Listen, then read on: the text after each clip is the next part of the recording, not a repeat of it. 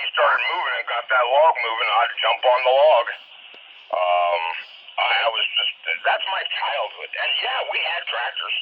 My dad had a Ford 2000 with a front end loader and a backhoe and everything else. But, you know, when you're a kid and you got time to burn and it's a beautiful day and, you know, you're sitting at the base of Mount Rainier,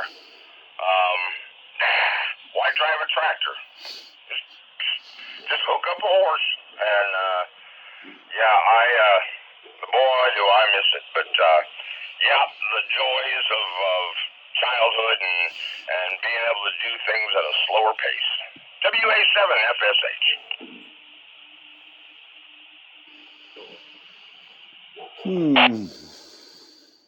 Let's see here.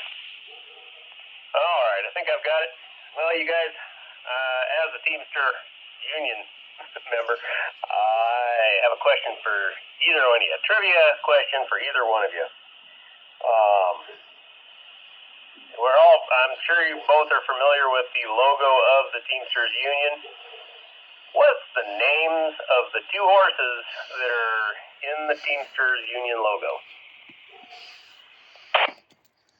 Well, I have no clue what that logo even looks like, so I didn't know there were horses in that logo.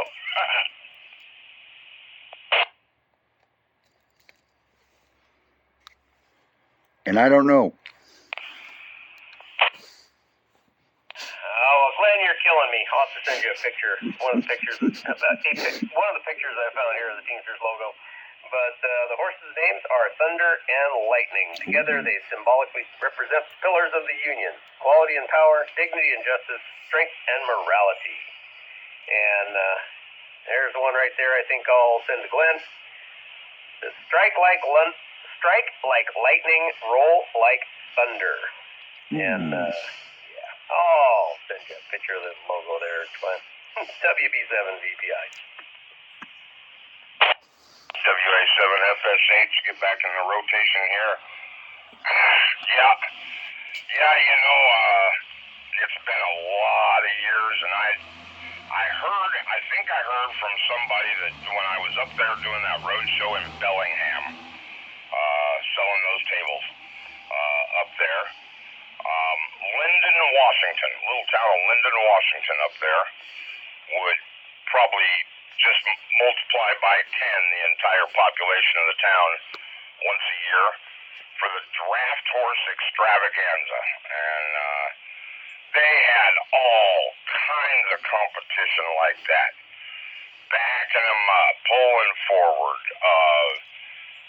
The sleds the fancy sleds that they use for truck pulls, where the weight just automatically slides forward. Yeah, they didn't have those. We had sleds, and for 2 or 3 years there, I got to work down on the arena floor, and when it came time to add more weight, well, we just grabbed sandbags and started pitching them on there. But boy, I'll tell you what, you want some power. You watch the muscles in a horse just ripple as their driver preps them to pull. He doesn't even tell them to go yet. You just tell them kind of like ready, set, go. When he tells those horses to set, you can see the muscles ripple in those horses as they hunker down their haunches and get ready. And boy, do not be in front of whatever they're pulling, because they ain't stopping.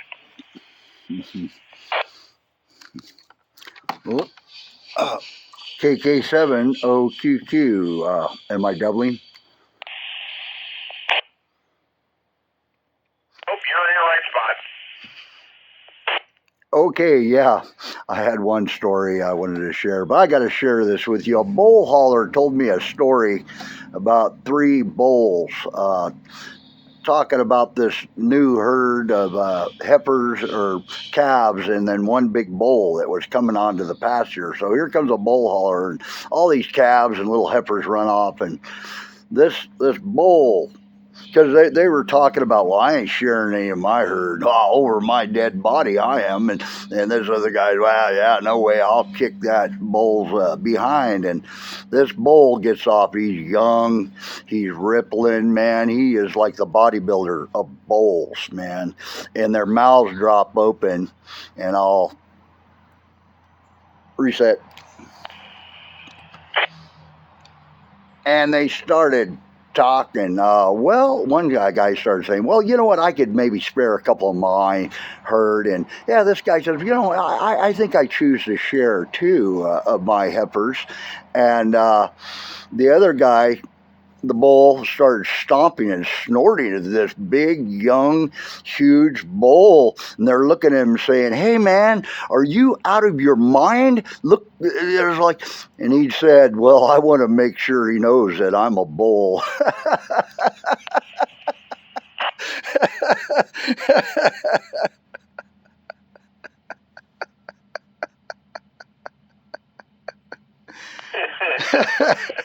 Okay.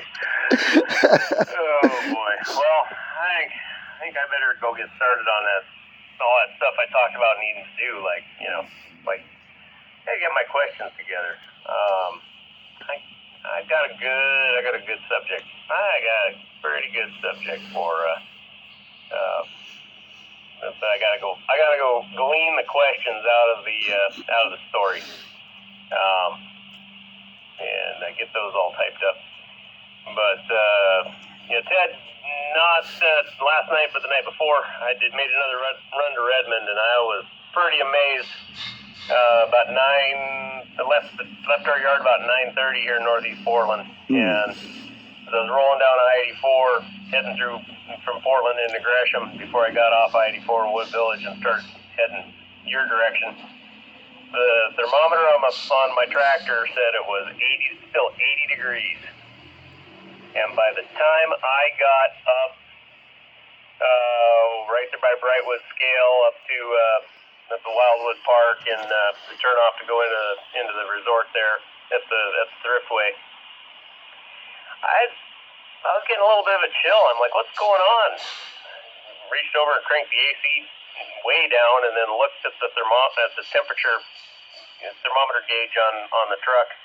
It was down to 65 degrees. I'm like, well, I guess that's what happens when you gain some elevation and get up into the trees and the mountains instead of out at near sea level on the concrete slab of the city. With that, I'm going to step out of here, guys.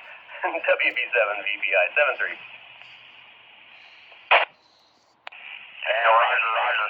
Hey, email me a set of those questions, would you? You betcha. You're doing the net tomorrow night? Yeah, tomorrow night.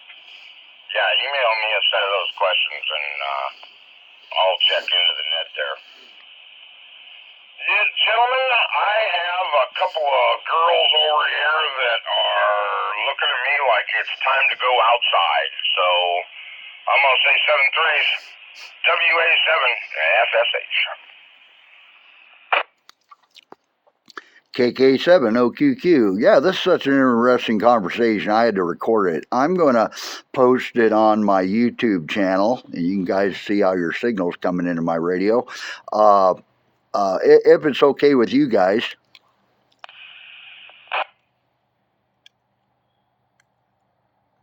I'm okay with it, and Glenn, make sure remind me W7FSH@yahoo.com, right?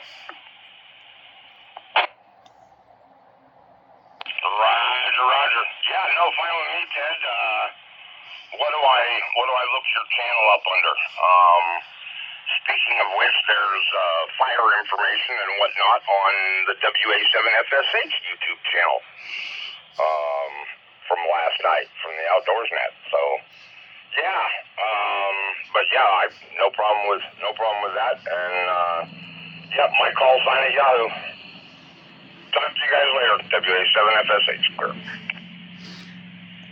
Yeah, the easiest way is type in YouTube, on YouTube, Theodore Hawkins, and just put in Beaver Pond, and you'll see a red with a T in it, and that is my channel. And I will post that today, and you can both get it that way. And I'll try to send it to your email, just see if I can have that kind of know-how. Anyhow, 73s, you guys. I enjoyed this thoroughly. Have a great day, great night, whatever it is. KK7OQQ, clear.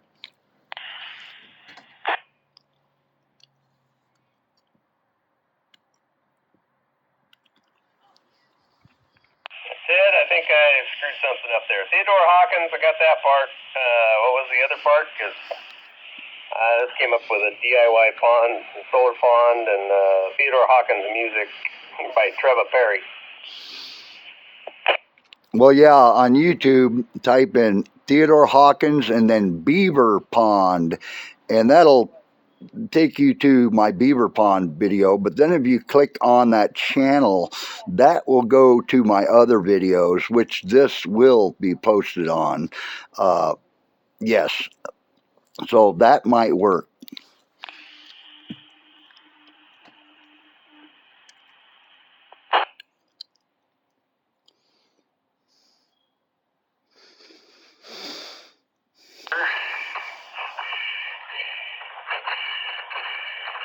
First snow.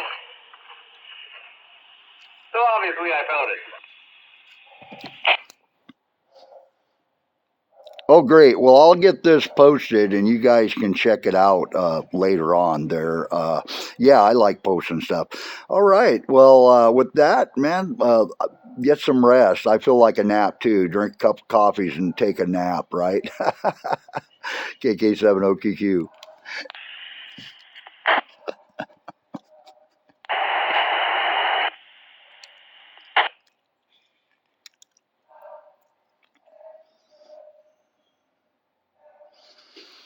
Oh, Glenn, you better go find that website. See him, he's got videos of doing SSB on CB. Oh, right up your alley, my friend. W7VBI, I'll be clear.